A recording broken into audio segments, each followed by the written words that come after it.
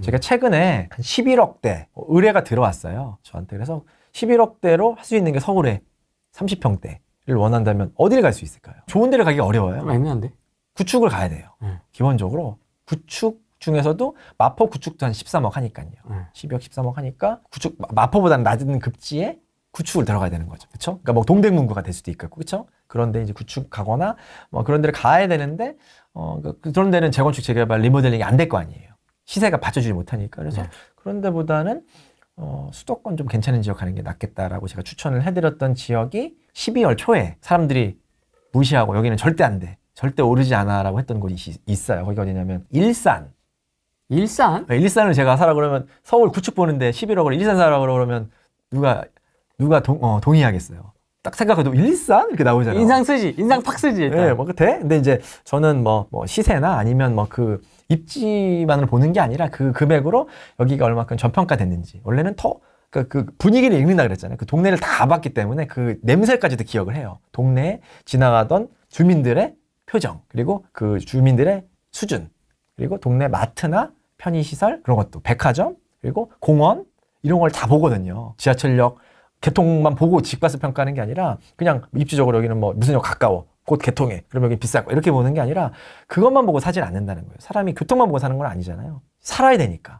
그래서 주변에 있는 동네 치안이 안정적인지, 그것도 중요한 거고, 그쵸? 그리고 공원, 운동할 수 있는 공원이 있는 건지, 평지가 있는 건지, 뭐 이런 것들, 뭐 학원가가 있는 건지, 뭐 상업시설, 내가 옷 같은 걸 다리더라도 뭐 세탁소가 근처에 있는 건지, 백화점은 갈 수 있는, 영화관은 또 근처에, 이런 걸 다 종합적으로 버무린 게 집값이라고 저는 이제 생각을 이제 하는 건데, 그때 봤을 때 제가 이제 좀 추천해드렸던 게 이제 일산, 킨텍스, 원시티가 너무 매력있다. 그래서 부정적인 의견도 많았어요. GTX가 막상 개통하니까 뭐 동탄 이런 데도 별로더라. 배차간격도 길고, GTX는 들어가는 입구까지 뭐 너무 오래 걸리기 때문에 이게 지하철이 아니다. 이건 지하철이 아니다.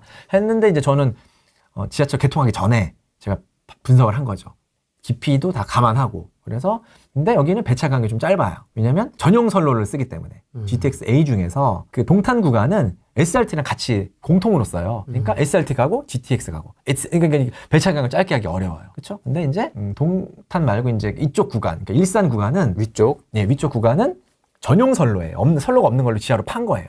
그러니까 여기는 이것만 다녀요. 그러니까 배차간격이 막 6분 이런 거예요. 6분이면 좋은 거잖아요. 저는 이제 GTX라는 선입견을 버리고 이거는 거의 조금 비싼 지하철과 똑같다라고 저는 생각을 했어요. 뭐 3천 얼마면 저는 다닐만하다 생각을 했거든요. 왜냐면 신분당선도 비싸요. 그래서 뭐 괜찮다고 생각을 해서 킨텍스가 효과가 제일 클 거다. 파주나 연신내보다. 거긴 연신내는 3천 얼마 내고 다니겠어요? 3호선 다니는데.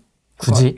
그렇죠. 그리고 파주는 인프라가 없다. 아직까지. 그래서 저희 효과가 보는데 인프라가 있는 킨텍스 지구를 받고. 그러니까 윗대고 아랫대다 보니까 여기가 이제 추려졌군요. 네, 추려졌고 여기를 그냥 단순히 교통만 호재만 본 게 아니라 위에 이제 수준, 뭐냐면 주변에 보시면 홈플러스, 현대백화점, 호수공원, 이렇게 대한민국에서 가장 훌륭한 호수공원이 있습니다. 여기 멋있던데요? 예. 그리고 여기는 일자리들이 이제 여기 들어오고, 이쪽에 영성밸리하고 테크노밸리 이쪽에 다 들어옵니다. 일자리가. 지금 기반공사하고 있어요. 뭐 확정이 안 된 게 아니라 땅 파고 있어요, 지금요. 그러니까 조만간 일자리도 이제 들어올 거고, 여기는 이마트 트레이더스하고 이마트 타운이 있습니다. 스타벅스 이런 것도 다 있고.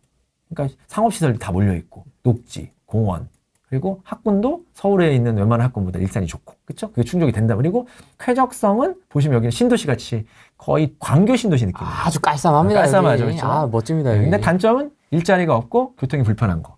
여기 그 지하철이 없었거든요. 그러니까 여기는 어딜 가도 멀어요. 일산에 가도 멀고, 일산 이쪽으로 가도 멀고, 서울 가면 아예 갈 수가 없고, 선반영 한 거죠. 그때 12월 초인데 개통을 앞두고 있는데도 가격이 안 비싸요. 안 비싼 거예요. 이게 거의 6억, 7억까지 갔던 아파트인데 11억. 근데 그때 가격이 너무 저평가됐다. 아무리 지금 일산이 지금 선호도가 떨어져도. 그래서 제가 여기 일산 킨텍스 아파트, 킨텍스의 원시티가 가장 대장 단지거든요. 네. 이렇게 있는데 여기는 거의 49층, 40 몇 층까지 졌어요. 높아요.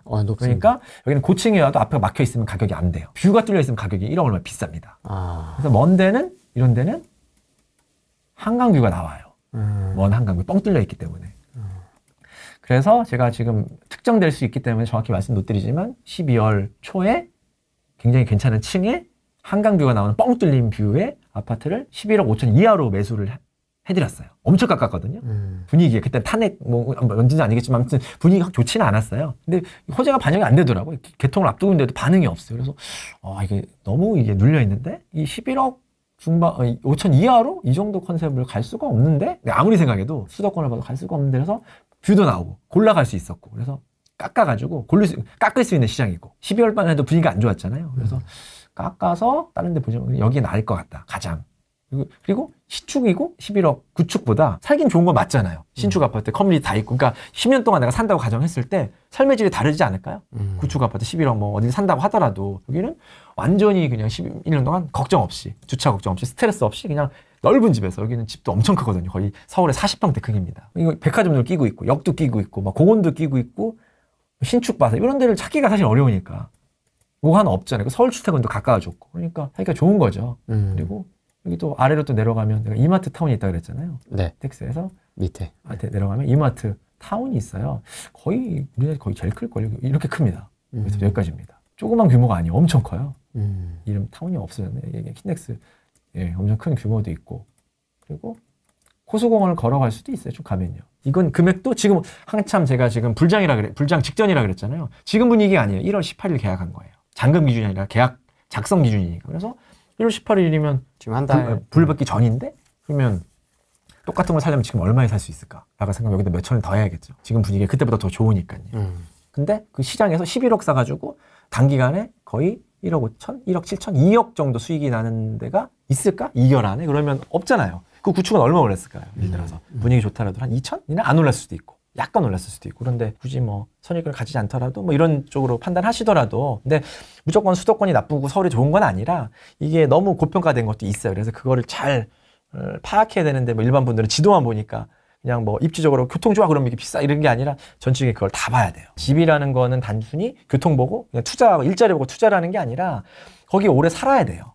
오래 머물러야 돼요. 그리고 가족들이 생활을 하고 활동을 하고 또 가족과의 이제 추억이 남겨있는 추억이라 얘기하거든요. 그 동네에 살면서 그런 추억이 있잖아요. 한강공원도 가고 뭐 소수공원도 가고 백화점도 가고 산책했던 경험이 있는데 어떤 동네는 산책하기도 어려운 동네도 있고 오토바이 막 지나다니고 도로가 정비가 안 돼 있어요. 그러면 좋은 추억은 아닌 거잖아요. 집값. 그러니까 그렇게 좋은 추억을 남길 수 없다면 좋은 그 큰 돈을 지불해야 될 이유가 없는 거죠. 투자의 관점에서도 보는 사람들이 물론 있겠지만 예. 이제 매수자가 붙겠지만 대표님이 가장 중요하게 생각하는 거는 실거주의 쾌적성. 예. 실거주가 좋은 곳. 그러니까 그런 어떤 최대한 육각형에 가까운 것들. 그렇죠. 왜냐하면 이게 투자자가 많이 붙는 아파트들은 내가 안 살 거잖아요. 그러니까 소위 말하는 뭐 지금 생각이 드는 건 지방 공시가격 1억 이하라든지. 그렇죠. 내가 살 게 아니기 때문에 그렇게 깊이 안 봐요. 그냥 가격으로만 봅니다. 그렇기 때문에 근데 지금 시장은 다주택자가 지금 움직이는 시장이 아니에요. 맞습니다. 실소유자가 움직이는 시장입니다. 왜냐하면 다주택 규제가 많기 때문에 실소유가 유리한 살기에 괜찮은 아파트들이 더 각광을 받을 수밖에 없어요. 그러니까 실거주가 괜찮은 아파트들은 가격이 잘 안 떨어져요. 왜냐하면 실거주가 계속 붙으니까 전세가가 받쳐주니까. 그래서 1주택자 중심일수록 다주택 규제가 있을수록 실제 거주가 좋은 실거주가 괜찮은 그런 것들을 더 유념해서 보실 필요가 저는 좀 있다라고 생각해서 기본적으로 집을 볼 때 부동산을 볼 때 원칙은 투자로도 보지만 기본적인 개념은 내가 실거주 개념으로 먼저 봐요. 살기 좋은 아파트가 언젠간 더 오른다.